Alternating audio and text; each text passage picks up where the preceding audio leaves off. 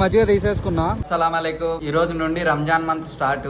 ఈ రోజు first day. ఈ రోజు ఎలా ఉంటుందో చూసేద్దామా. మామూలుగా ఏం జరిగిందంటే ఈ రోజు అలారం పెట్టుకున్నా లేస్తామని, లేచి షెహరీ చేయాలని, కానీ అలారం మోగుతూనే ఆఫ్ చేసి పడుకున్నా. అందుకు ఇప్పుడు తినకోకుండా అలాగే ఉన్నా. రోజా అదే ఒక్క పొద్దు అలాగే ఉన్నా. సో చూద్దాం ఈ రోజు ఎలా ఉంటుందో నా పరిస్థితి. Guys time 2:30.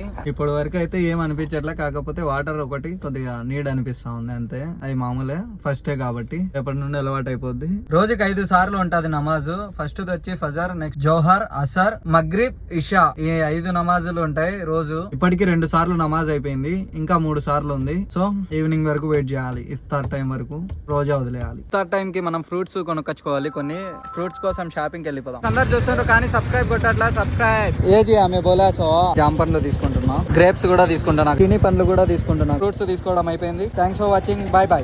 ఫ్రూట్స్ అయితే తీసుకున్నా, మజ్జిగ మర్చిపోయా, అందుకు మళ్ళా మజ్జిగ కోసం వెళ్తున్నా.